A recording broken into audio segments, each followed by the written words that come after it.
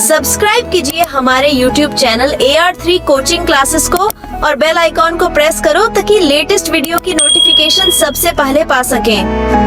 Hello student, मैं राजकुमार आपका AR3 coaching class में एक बार फिर से स्वागत करता हूं और आज के इस वीडियो लेक्चर में हम पढ़ेंगे कॉम्प्लेक्स सेंटेंस।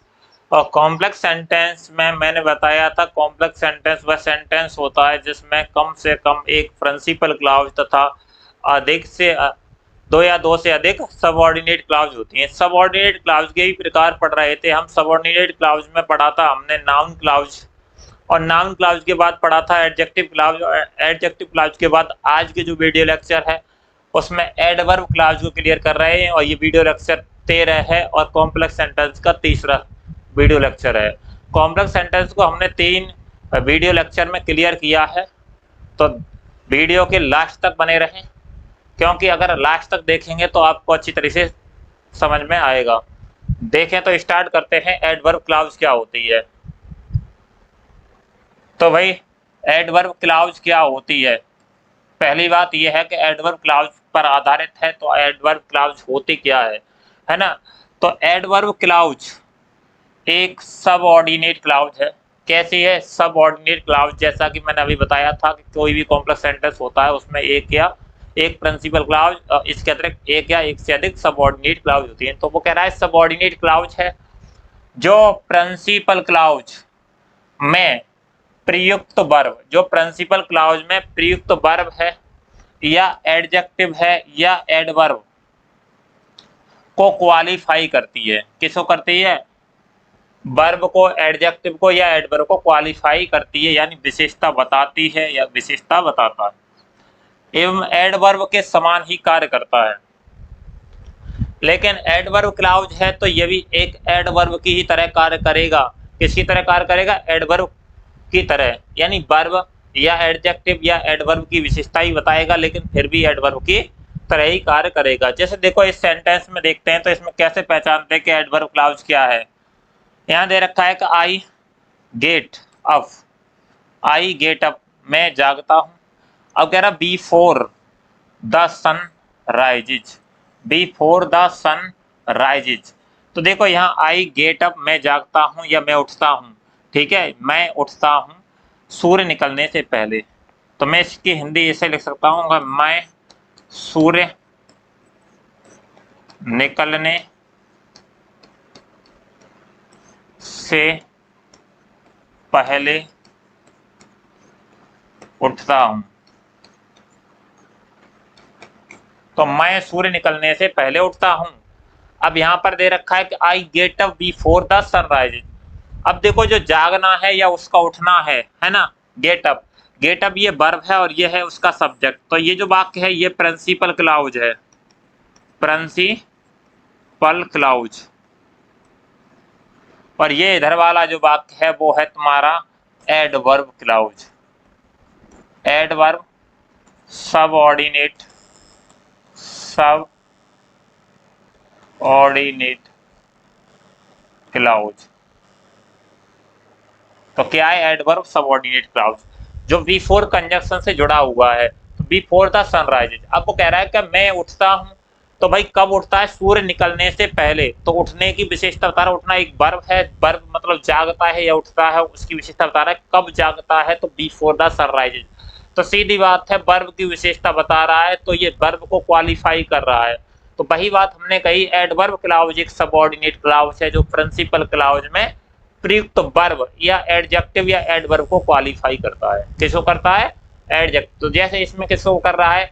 वर्ब को क्वालिफाई कर रहा है। अगला सेंटेंस है कि I will go out when he returns, ठीक है, व्हेन ही रिटर्न्स। जब भी व्हेन वाला सेंटेंस अगर बीच में व्हेन लगाए तो उसका अर्थ आगे से निकालते हैं व्हेन से। जैसे यहाँ से ही करेंगे, जब वह, जब तक वह ना लौटे या जब तक वह लौटेगा। सीधी बात है, मैं बाहर जाऊंगा जब तक वह लौटेगा, ठीक है। तो इस तरह से आई विल गो आउट। अब देखो इससे जुड़ा हुआ है किससे? व्हेन से, when he returns, when he returns, यानी when he returns adverb clause है। यहाँ पर व्हेन ही रिटर्न्स क्या है, adverb clause, adverb subordinate clause है, ठीक है। और ये जो दिख रहा है ये है तुम्हारी principal clause, principal clause, principal clause. अब देखो जो वहन वाले सेंटेंस होते हैं वो दो तरह से लिखे मिल सकते हैं, तो मैं इस तरह से ही मिला लिख सकता है, तो मैं इसको यहाँ पर लिख दे रहा हूँ एक दोबारा इस तरीके से, और वो है तुम्हारा ये कि वहन से जुड़ने वाला सेंटेंस या वहन से स्टार्ट होने वाला प्रेजेंट इंडेफिनिट टेंस बनाते हैं, और दूसरा वाक्य किसमें, वहन ही रिटर्न्स, और उसके बाद में I will go, I will go out, I will go out. अब ये है सेंटेंस तुम्हारा वहन से, ठीक है, वहन ही returns I will go out, या फिर अगर वहन बीच में है लेकिन अर्थ, जब वहन के अर्थ कैसे निकालते हैं, जब वह लौटेगा मैं बाहर जाऊंगा। अब सही से समझ में आया होगा, जब वह लौटेगा मैं बाहर जाऊंगा, जब वह लौटेगा मैं बाहर जाऊंगा। तो अब देखो इस सेंटेंस के लिए, जब वह लौटेगा मैं बाहर जाऊंगा, तो आई विल गो आउट मतलब वो बाहर कब जाएगा, जब वह लौटेगा, जब वह लौटेगा तब बाहर जाएगा। तो इसमें जो वर्ब है जाना यानी गो आउट, गो आउट की विशेषता कौन बता रहा है, वहन ही रिटर्न्स, वहन ही रिटर्न्स मतलब जब वह लौटेगा। तो ये क्या है, एडवर्ब क्लाउज या adverb subordinate clause. Adverb subordinate clause ये क्यों है, क्योंकि ये वर्ब की विशेषता बता रहा है जब वह जाएगा, है ना, कब जाएगा, जब तक वह लौटेगा नहीं तब तक जाएगा नहीं।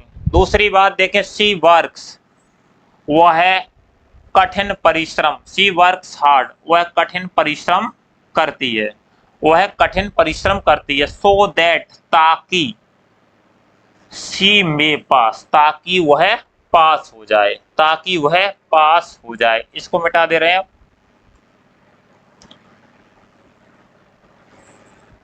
अब देखो, सी वर्क्स हार्ड, वह कठिन परिश्रम करती है। भाई वह कठिन परिश्रम क्यों करती है, यानी वर्ब की विशेषता होता है ताकि वह पास हो जाए, है ना। सो दैट सी मे पास, याद रहे सो दैट के बाद में जो वर्ब आती है वो मे आती है, ताकि वह पास हो सके या पास हो जाए, ठीक है। तो इसकी हिंदी लिखना चाहते हैं, देखो यहाँ पर जो है प्रिंसिपल क्लाउज क्या है, ये है प्रिंसिपल क्लाउज, और ये जो दिख रहे हो जो सो दैट यहाँ पर कंजक्शन है, सो दैट से जुड़ने वाला जो है पूरा है सबऑर्डिनेट क्लाउज। तो सबऑर्डिनेट क्लाउज, अब कैसा सबऑर्डिनेट क्लाउज, तो एडवर्ब सबऑर्डिनेट क्लाउज, क्योंकि वर्ब की विशेषता बता रहा है वह कठिन परिश्रम इसलिए कर रही है क्योंकि वह पास हो जाए। तो प्रिंसिपल क्लाउज में आए हुए वर्ब या एडवर्ब या एडजेक्टिव की विशेषता कौन बताता है, एडवर्ब क्लाउज या एडवर्ब सबऑर्डिनेट क्लाउज। तो ये तो रहा कि सबऑर्डिनेट क्लाउज और प्रिंसिपल क्लाउज क्या होता है और कैसे हम छांटते हैं, ठीक है। अब इसके बाद जो हम तुम्हें बताएंगे adverb of kinds of adverb clause, यानी एडवर्ब क्लाउज के प्रकार। तो ये जो एडवर्ब क्लाउज होती हैं वो कितने प्रकार की होती हैं, इसी के साथ साथ हम पढ़ाएंगे इनके प्रकार जो कि डिटेल से होंगे। देख लें एक बार क्या क्या हम पढ़ाएंगे जिससे आप लास्ट सेशन तक बने रहें। कि एडवर्ब क्लाउज ऑफ टाइम पढ़ाएंगे और क्या पढ़ाएंगे, इसी के साथ देखो मैंने कई उदाहरण लिए हैं। एडवर्ब क्लाउज ऑफ प्लेस, और इसके बाद जो भी होंगे एडवर्ब क्लाउज ऑफ परपोज, और नेक्स्ट होगा तुम्हारा adverb clause of cause of reason जिसमें बिकॉज एज सिंस दे रखे हैं, और उसी के साथ एडवर्ब क्लाउज ऑफ रिजल्ट और कॉन्सेक्वेंस, ठीक है। तो जो दे रखे हैं कहना सो दैट या सच दैट, इसका प्रयोग देखो यहाँ पर एग्जाम्पल के सहित है, बहुत ही जबरदस्त नोट्स के साथ बताएंगे। एडवर्ब क्लाउज ऑफ मैनर होंगे कि एज और एज इफ एज द, इस तरह से तो ये जो देख रहे हैं इतने प्रकार के 9 प्रकार के हम क्या पढ़ाएंगे तुम्हें, एडवर्ब ऑफ क्लाउज।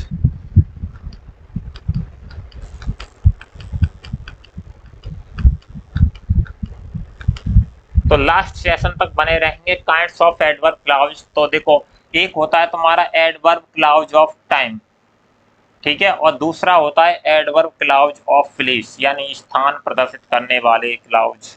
दूसरे परपोज यानी एडवर्ब क्लाउज ऑफ परपोज यानी उद्देश्य प्रकट करने वाले, और एडवर्ब क्लाउज ऑफ कॉज कारण प्रदर्शित करने वाले या रीजन और रीजन, ठीक है। एडवर्ब क्लाउज ऑफ रिजल्ट यानी परिणाम बताने वाले या कॉन्सेक्वेंस। एडवर्ब क्लाउज ऑफ कंपैरिजन तुलना बताने वाले एडवर्ब क्लाउज पढ़ेंगे। एडवर्ब क्लाउज ऑफ कंडीशंस स्थिति बताने वाले। एडवर्ब क्लाउज ऑफ कॉन्ट्रैक्ट या कॉन्सेशन, ठीक है। तो ये है तुम्हारे कॉन्ट्रास्ट होगी, विरोध बताने वाले। और नेक्स्ट है एडवर्ब क्लाउज ऑफ मैनर। तो इतने प्रकार के हम एडवर्ब ऑफ क्लाउज पढ़ेंगे इस वीडियो लेक्चर में, तो लास्ट सेशन तक बने रहेंगे सभी स्टूडेंट। अगर आपने हमारा यूट्यूब चैनल सब्सक्राइब नहीं किया है तो सब्सक्राइब कर लीजिए, क्योंकि यहाँ कंटेंट तथा क्वालिटी में कोई कॉम्प्रोमाइज नहीं किया जाता है। तो स्टार्ट करते हैं adverb clause of time. Adverb clause of time क्या होता है, तो पहले यहाँ पर मैं बता दे रहा हूँ आपके लिए।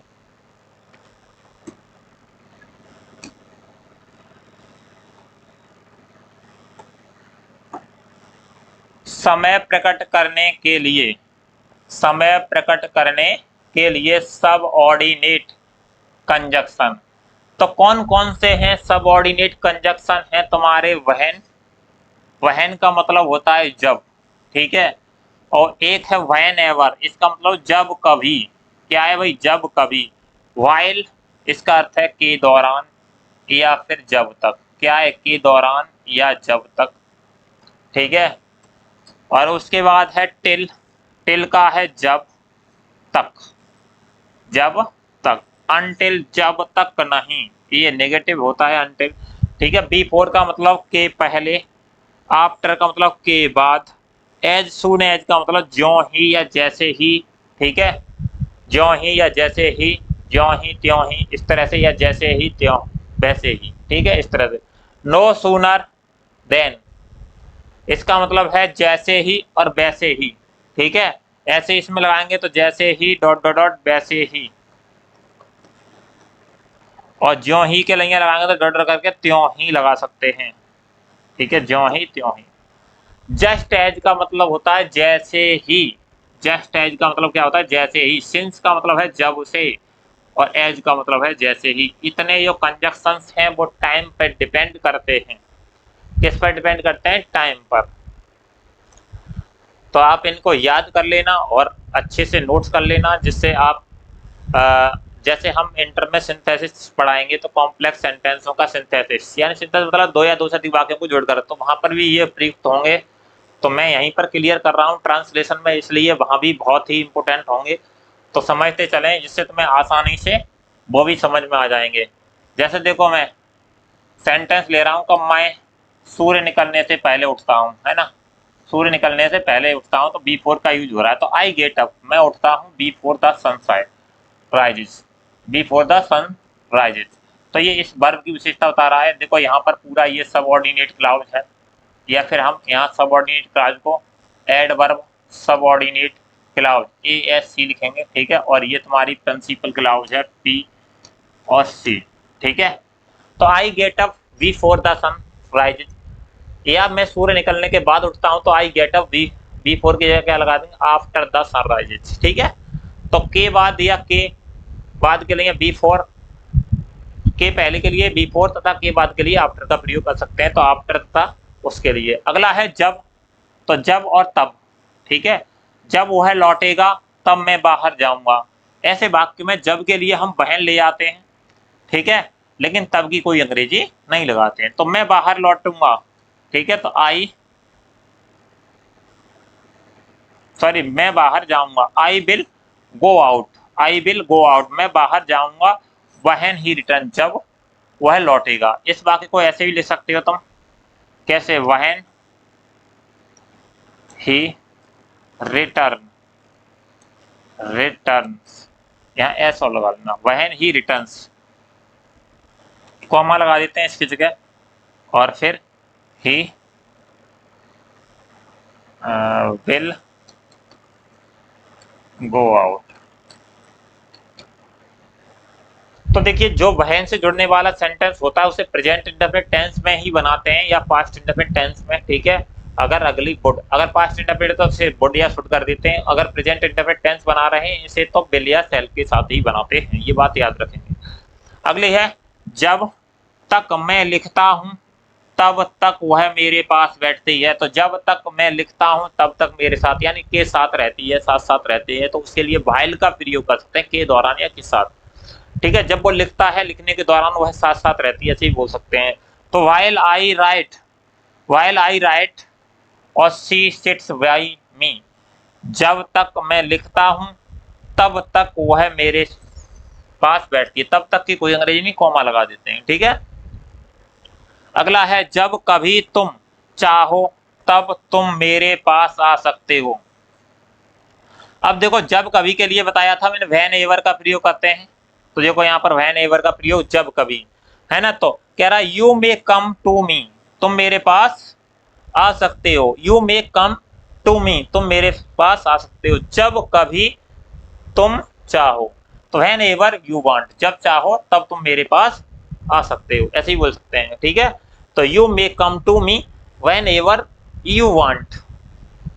अगला है, मेरे लौटने तक यहीं रुको, तो वेट हियर, मतलब यहीं रुको, यहीं पर वेट करो जब तक मैं न लौटूं, है ना, जब तक मैं न लौटूं, तो आई रिटर्न्स, ठीक है, ऐसे ही बोल सकते हैं, जब तक मैं न लौटूं यहीं रुको, wait here till I return, wait here till I return. अगला है, जब तक मैं वापस ना आऊं सोना ना, सोना मत। अब नेगेटिव है, तो नेगेटिव के तैयार हम अनटिल का प्रयोग करते हैं, अफर्मेटिव के तैयार टिल का प्रयोग करते हैं। तो डू नॉट स्लीप, सोना मत। अब अनटिल के बाद जो क्लाउज आती है उसमें नेगेटिव वर्ड का यूज नहीं करते हैं। देखो, until I come back, until I come back, जब तक मैं वापस ना आऊं सोना मत। तो डू नॉट स्लीप, ये सोना मत, ये इंपेरेटिव सेंटेंस की क्लाउज अलग है, लेकिन यहाँ पर प्रिंसिपल क्लाउज है, ये अनटिल से जुड़ी है, सबऑर्डिनेट क्लाउज। तो सबऑर्डिनेट क्लाउज में अगर अनटिल आ रहा है तो उसको नेगेटिव नहीं बनाते हैं, बेशक उसमें नेगेटिव वर्ड आए, जैसे मैं वापस ना आऊं, है ना, तो उसमें मैंने यहाँ पर अनटिल लगाने को, I come, I came back, I came back लगाया है, लेकिन यहाँ पर डिड नॉट कैम बैक नहीं लगाया है, ठीक है। तो बात समझ में आ रही है कि अगर अनटिल आता है तो सबऑर्डिनेट क्लाउज को नेगेटिव नहीं बनाते या नेगेटिव वर्ड का यूज नहीं करते। अगला है, जैसे ही उसने मुझे देखा वह भाग गया, तो वह भाग गया, है ना, जैसे ही उसने मुझे देखा, तो नो सूनर, जैसे ही उसने मुझे देखा वैसे ही वह भाग गया, तो जैसे ही वैसे के लिए किसका प्रयोग कर सकते हैं, नो सूनर का या एज सून एज का। तो no sooner did he see, no sooner did he see, जैसे ही उसने मुझे देखा। तो याद रखें, नो सूनर के बाद डिड का प्रयोग करते हैं, no sooner did he see मी, और नो सूनर डिड के बाद में देन का प्रयोग करते हैं। तो then he run away, then he run away. तो no sooner did he see me then he run away, ठीक है। नेक्स्ट है, जैसे ही मैं स्कूल पहुंचा घंटी बज गई, जैसे ही मैं स्कूल पहुंचा, तो as soon as, as soon as से जुड़ी है, तो ये कौन सी है, सबऑर्डिनेट क्लाउज है, क्लाउज भी पहचानते चलिए। As soon as he reached school, जैसे ही मैं स्कूल पहुंचा, the rang, the bell rang, the bell rang, यानी घंटी बज गई। ऐसे यहाँ पर no sooner did he see, ये सबऑर्डिनेट क्लाउज है, वो बची है ही रन अवे, वो प्रिंसिपल क्लाउज है। ऐसे ही अनटिल आई बैक क्या है, सबऑर्डिनेट क्लाउज है, और ये प्रिंसिपल क्लाउज है। ये प्रिंसिपल क्लाउज, ये सबऑर्डिनेट क्लाउज। क्लाउज भी पहचानते चलिए, क्योंकि कंपटीशन एग्जाम में कौन क्लाउज पूछ लेता है तो कौन सी क्लाउज है, तो ये आनी चाहिए। उसके बाद नेक्स्ट है कि एडवर्ब और क्लाउज ऑफ प्लेस, यानी स्थान प्रकट करने वाली क्लाउज। कौन सी है भाई, स्थान प्रकट करने वाली क्लाउज। तो स्थान प्रकट करने वाली क्लॉज कौन सी है? तो हमारी स्थान प्रकट करने वाली क्लॉज है ये।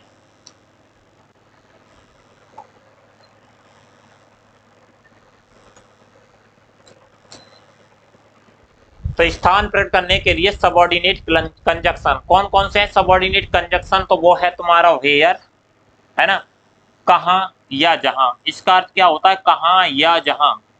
एक होता है वेंस, वेंस का मतलब होता है जहां से या फिर कहां से, जहां से या फिर कहां से। और एक है वेयर एवर, वेयर एवर या wheresoever, wheresoever, जहां कहीं, जहां कहीं। ठीक है। एक है वेदर, इसका अर्थ होता है कहां पर या जहां पर। तो ये है तुम्हारी एडवर्ब क्लाउज ऑफ प्लेस, यानी स्थान बताते हैं। जैसे कहता है तुम कहां पर हो, है ना, पूछते हैं तो कहां पर हो, तो स्थान की तो प्रकट कर रहा है। मैं कहूँगा मैं आगरा में हूँ, तो आगरा स्थान को बता रहा है। ऐसे वेयर का प्रयोग वेंस का, वेयर एवर का, वेयर सो एवर तथा वेदर का प्रयोग किस में करते हैं? एडवर्ब क्लाउज ऑफ प्लेसेस में करते हैं। इसके एग्जाम्पल लेते हैं।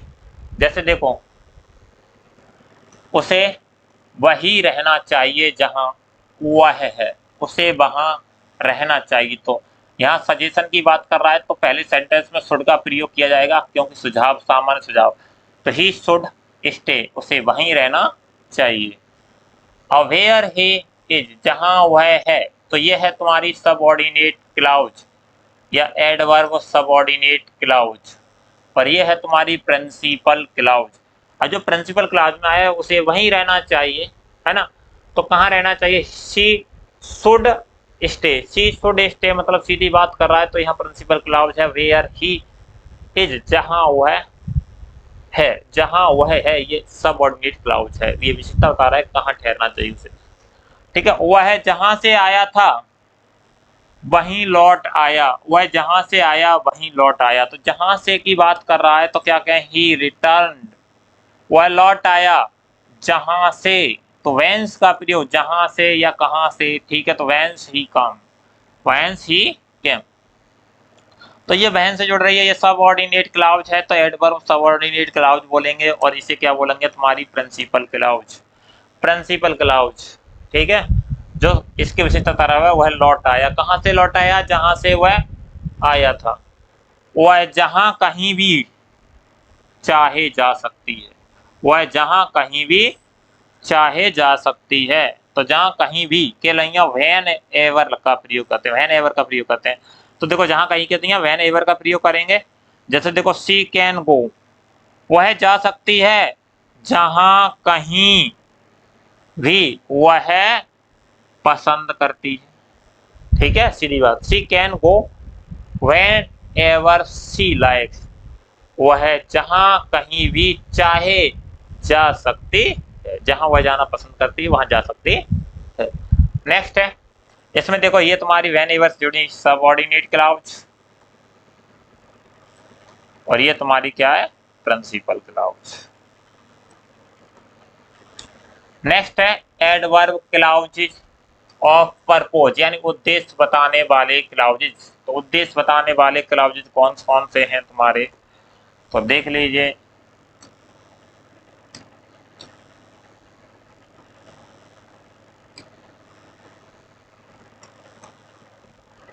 ये है।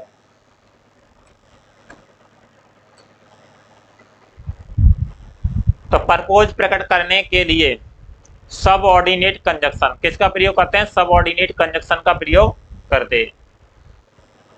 जैसे देखो उद्देश्य बताते हैं कि दैट का प्रयोग कर सकते हैं या सो दैट। उद्देश्य बताते हैं सो और दैट, और in order that, so that लगा सकते हो या फिर इन ऑर्डर दैट। इसका मतलब होता है जा, ताकि, ताकि या जिससे। ठीक है, ताकि या जिससे। एक होता है लेस्ट, लेस्ट का मतलब होता है कहीं ऐसा ना हो कि, है ना, कहीं ऐसा ना हो कि, या ऐसा ना होगी। कुछ बुक्स में लिखा होगा ऐसा ना होगी, लेकिन या कहीं ऐसा ना होगी। देखो वह कठिन परिश्रम करती है, वह कठिन परिश्रम करती है ताकि वह पास हो सके। ठीक है, ताकि वह पास हो सके। तो संभावना व्यक्त करता है, तो इसलिए मे का प्रयोग कर लेते हैं यहाँ, यानी सो दैट के बाद में मे का प्रयोग करते हैं। देखो यहाँ सी वर्क हार्ड्स, वह कठिन परिश्रम करती है। तो सी वर्क हार्ड्स, सी वर्क हार्ड अब सो दैट आएगा मतलब ताकि, सी में पास, ताकि वह पास हो सके। अब देखो यहाँ जो सो दैट के बाद में जो क्लाउज होगी उसमें मे का प्रयोग करेंगे, मे या माइट। अगर पास्ट टेंस है तो माइट का प्रयोग और प्रेजेंट टेंस है तो मे का प्रयोग करेंगे। ये बात समझ में आएगी। अब अगला है कठिन परिश्रम करो, कहीं ऐसा ना हो कि तुम असफल हो जाओ। तो देखो work hard लेस्ट you should fail, तो यू के बाद में जो लेस्ट के बाद में आती है उसमें शुड का प्रयोग करते हैं, क्योंकि यहाँ सुझाव दिया जा रहा है कि कठिन परिश्रम करो लेस्ट यू शुड फेल, कहीं ऐसा ना हो कि तुम फेल हो जाओ। धीरे धीरे चलो, कहीं ऐसा ना हो कि तुम गिर पड़ो, है ना। वॉक स्लोली लेस्ट, और यू शुड फॉल या फेल, गिर जाओ, इस तरह से। तो एडवर्ब क्लाउज ऑफ कोज और रीजन। अगला है चौथा एडवर्ब क्लाउज ऑफ कोज या रीजन। कोज का मतलब होता है कारण और रीजन एक ही बात है, कारण। तो कहने का मतलब क्या हुआ भाई, एक कारण प्रदर्शित करने वाले कौन कौन से हैं, बिकॉज, एज, सिंस, इनका ही प्रयोग करते हैं कारण प्रदर्शित करने के लिए। तो कौन है भाई कारण प्रकट करने के लिए सबऑर्डिनेट कंजक्शन है बिकॉज। बिकॉज का अर्थ होता है क्योंकि, है ना, या चूंकि, या एज, इसका भी अर्थ क्योंकि होता है। सिंस, अब प्रयोग अलग अलग प्रकार से करते हैं। बिकॉज का बीच में करते हैं और एज या सिंस का जब भी क्योंकि के अर्थ में करेंगे तो आगे लगाएंगे। और एज या सिंस का प्रयोग चूंकि भी हो सकता है, क्योंकि भी हो सकता है। जैसे देखो रीता दौड़ नहीं सकती क्योंकि वह कमजोर है ना।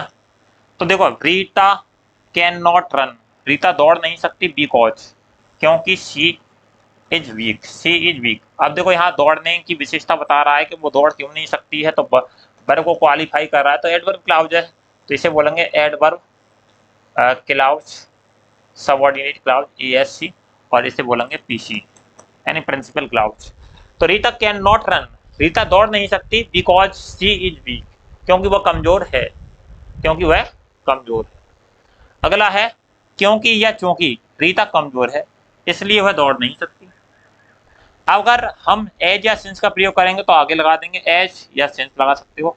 Rita is weak, Rita is weak यानी रीता कमजोर है, और सी कैन नॉट रन, और वह दौड़ नहीं सकती।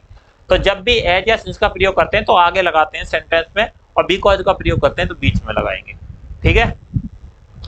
मुझे खुशी है कि आपको यह पसंद आया, तो आई एम ग्लेड, और दैट लगा दिया हमने, I am Glade that you like it, मुझे खुशी है कि, ठीक है, क्यों खुशी है भाई, कि आपको यह पसंद आया। तो एक दैट भी होता है, तुम्हारा क्या होता है, दैट, दैट का मतलब है क्योंकि, और ये भी कारण बताता है, ये भी क्या बताता है, कारण बताता है, या क्योंकि, या फिर हम बोल सकते कि। ठीक है। तो कारण, जैसे मुझे खुशी है तो पता क्यों खुशी है तुम्हें भाई, क्योंकि तुम्हें यह पसंद आया। ठीक है, क्योंकि यह तुम्हें यह पसंद आया। नेक्स्ट है एडवर्ब क्लाउज ऑफ रिजल्ट या कॉन्सेक्वेंस। रिजल्ट का मतलब है परिणाम बताने वाले, कौन से। यहाँ भाई गलती हो गई है तो यहाँ सुधार कर लेना, परिणाम बताने वाले कौन से हैं भाई, परिणाम प्रकट करने वाले।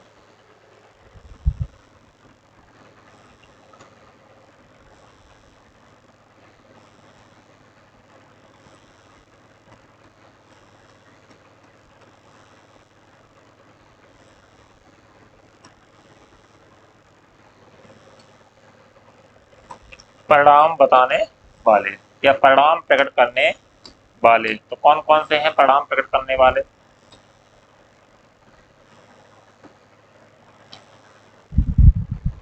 तो परिणाम प्रकट करने के लिए सबऑर्डिनेट कंजक्शन कौन कौन से हैं, तो एज है ना, इसमें है सो दैट यानी सो, और फिर डॉट डॉट डॉट दैट यानी इतना और की। अब इसका प्रयोग कहाँ करते हैं सो दैट का, तो एडजेक्टिव से पहले प्रयोग करेंगे सो और प्लस एडजेक्टिव। अगर एडजेक्टिव आएगा तो उससे पहले सो का प्रयोग करेंगे।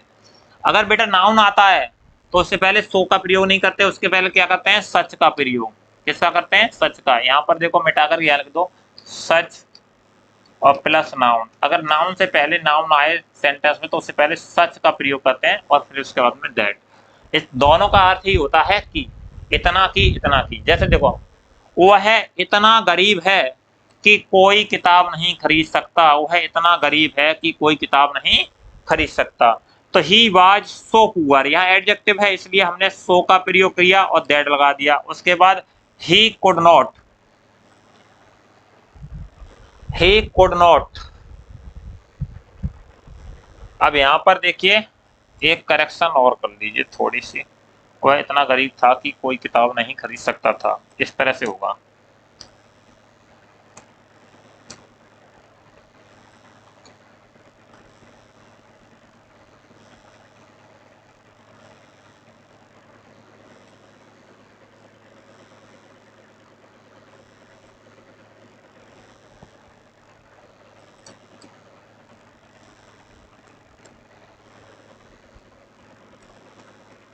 तो ये होगा वह इतना गरीब था कि कोई किताब नहीं खरीद सकता था। तो ही वाज सो पुअर, वह इतना गरीब था that he could not by any book, that he could not by any book, यानी वह कोई किताब नहीं खरीद सकता था। तो देखिए सो के बाद में दैट आता है, उसके बाद में जो यहाँ प्रोनाउन होता है उसी को ले लेते हैं, उसके बाद कुड नॉट या कैन नॉट का प्रयोग करके वर्ब आती है, बाई एनी बुक। ठीक है, तो देखो वह कितना गरीब था। अब यहाँ जो विशेषता बता रहा है वो किसकी बता रहा है? अब बताइए, यहाँ पर एडजेक्टिव की विशेषता बता रहा है ना, और कितना गरीब था। तो मैंने बताया था जो सबऑर्डिनेट क्लॉज है वो या तो एडजेक्टिव की विशेषता भी बता सकती है और एडवर्ब की विशेषता भी बता सकती है। तो यहाँ कैसी विशेषता बताई उसने?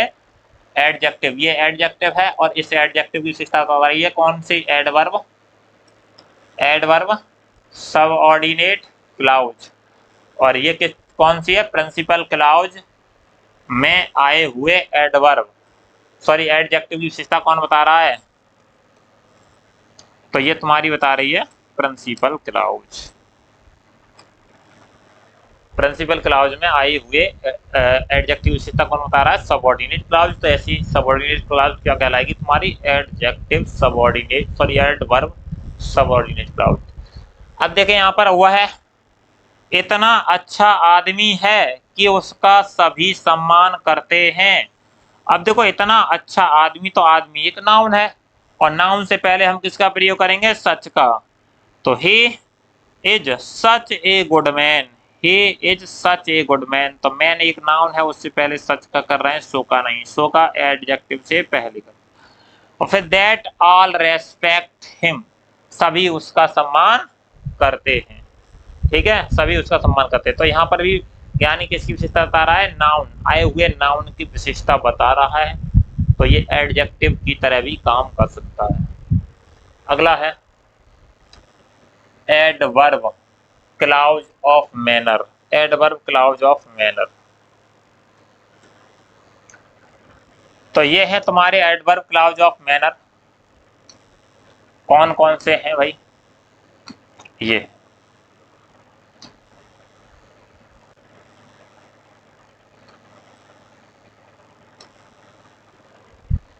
एक है एज, एज का मतलब वैसा, जैसा। ठीक है, वैसा या जैसा। एक है एज इफ और एज थो, एज इफ एज थो, जैसे या मानो की, जैसे या मानो की। जैसे देखो वह वैसा ही करेगा जैसा तुम उसे कहोगे।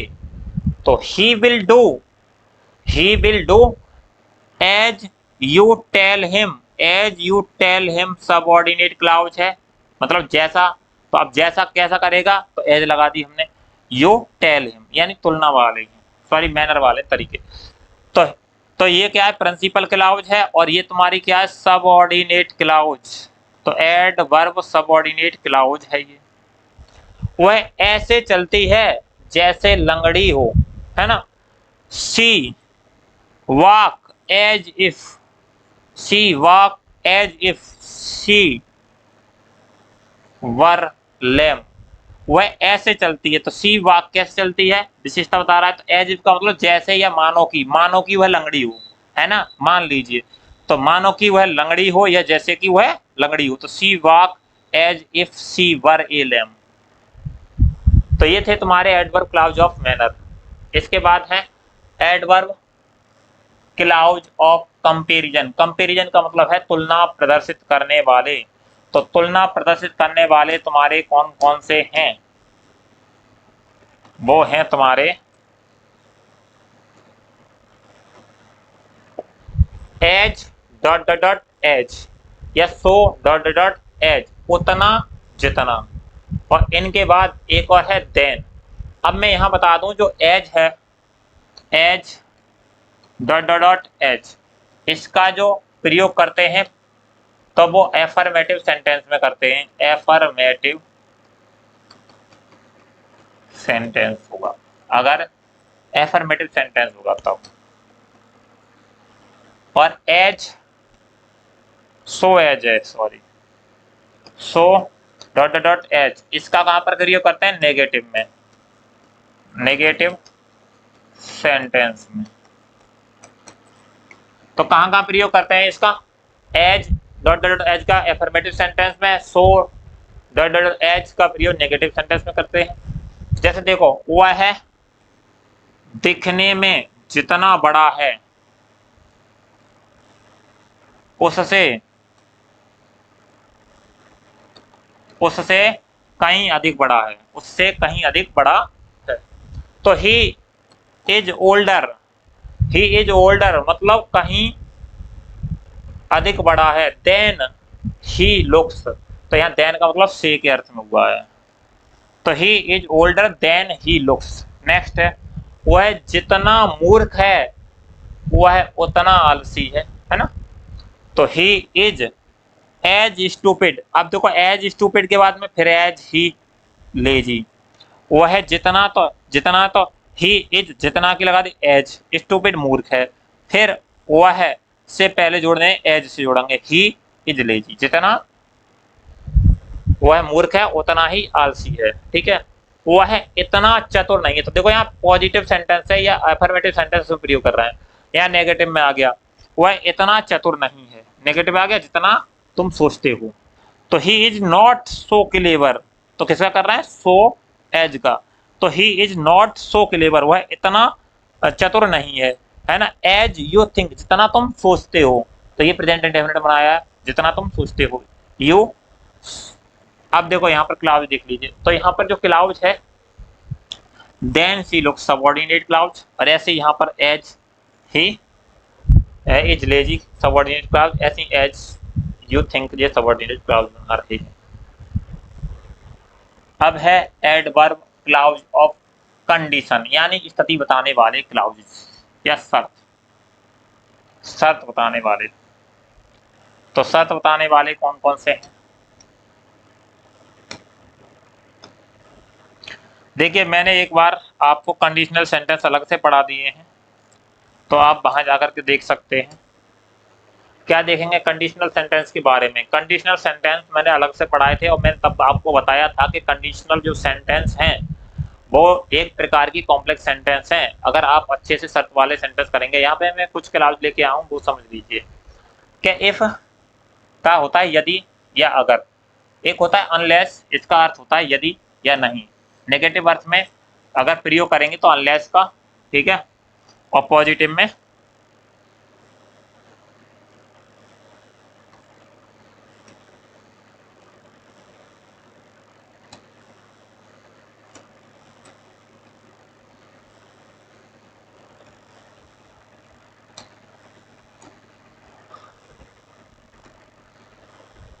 तो पॉजिटिव में इसका प्रयोग करेंगे। या फिर लगा सकते हो प्रोवाइडेड या प्रोवाइडेड दैट या ऑन कंडीशंस दैट या सो लॉन्ग एज, इसका अर्थ होता है तीनों का बशर्ते। और एक होता है इन केस, तो यदि या अगर, इन केस में या इस केस में, इसका अर्थ क्या होता है? इस केस में या यदि अगर से ही होता है। यदि मैं पक्षी होता है ना, यदि मैं पक्षी होता तो उड़ जाता, इस तरह के सेंटेंस पढ़ाए थे, तो इन केस, है ना। तो इस तरह के में इन केस का प्रयोग कर लेते हैं। मैंने यहाँ पर कंडीशनल सेंटेंस के लिए बहुत अलग से वीडियो बना रखी है, उसको देख लेना, तो वहां पर आपको समझ आ जाएंगे। यदि वह कठिन मेहनत करेगा तो पास हो जाएगा, है ना, शर्त लगी है, कठिन मेहनत करेगा तो पास होगा।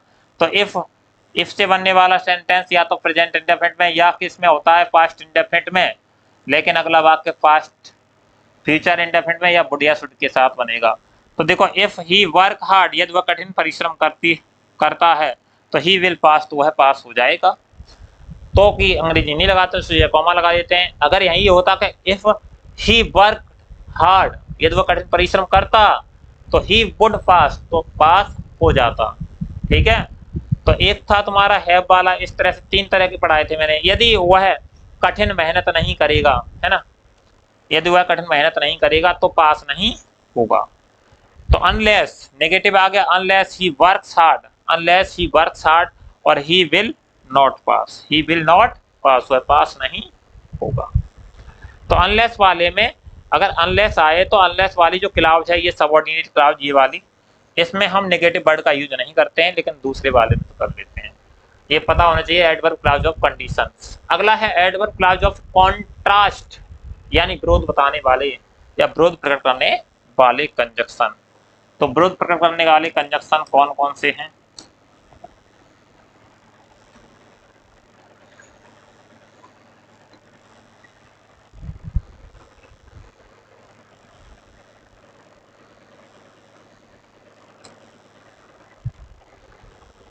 तो एक है थो और या फिर आल थो, यानी यद्यपि या तथापि। इन दोनों का अर्थ क्या होता है? थो या आल दो को लगा देंगे तो यद्यपि या तथापि। एक होता है एवन इफ और एक होता है एवन दो, इसका मतलब है भले ही। ठीक है, इसका अर्थ क्या है? भले ही।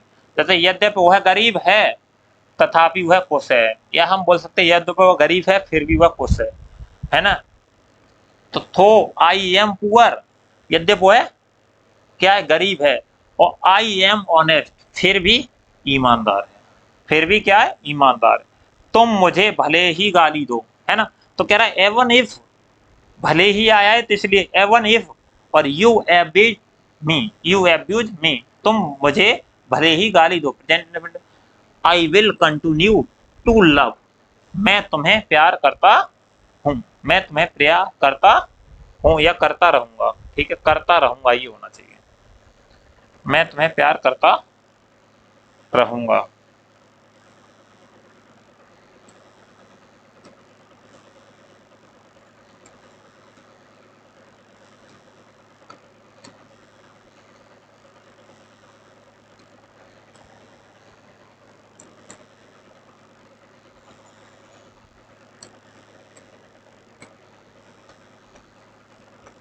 रहूंगा। तो देखिए, इतने ही थे तुम्हारे एडवर्ब क्लास ऑफ कॉन्ट्रास्ट तक थे, और इस वीडियो लेक्चर को हमने क्लियर कर लिया है। और नेक्स्ट वीडियो लेक्चर में हम लेकर आएंगे बहुत सारे यूज, यानी प्रयोग, जैसे इट का, दैट का, देयर का, जो भी होंगे, has, have, had, and, has to, have to तथा वाइल वगैरह, सारे प्रयोग कराऊंगा इसके वीडियो लेक्चर के बाद में। तो सभी जुड़े रहें चैनल के साथ। अगर आपने अभी तक यूट्यूब चैनल सब्सक्राइब नहीं किया है तो कर लीजिए, क्योंकि यहाँ कंटेंट फुल मिलता है। ठीक है, यहाँ ऐसे नहीं थोड़ा थोड़ा बता दिया गया और आपको बहुत अच्छे से समझ में आ गया, लेकिन जब आप एक्सरसाइज करने बैठे तो आपसे एक्सरसाइज हुई नहीं। तो इस तरह की यहाँ पर स्टडी नहीं कराई जाती है, यहाँ पर फुल कॉन्सेप्ट के साथ पढ़ाया जाता है। और चैनल को अगर सब्सक्राइब नहीं किया है तो कर लीजिए, और वीडियो को ज़्यादा से ज़्यादा शेयर कीजिए, ज़्यादा बच्चों को लाभ मिल सके। Thank you for watching full video, और मिलते हैं नेक्स्ट लेक्चर में।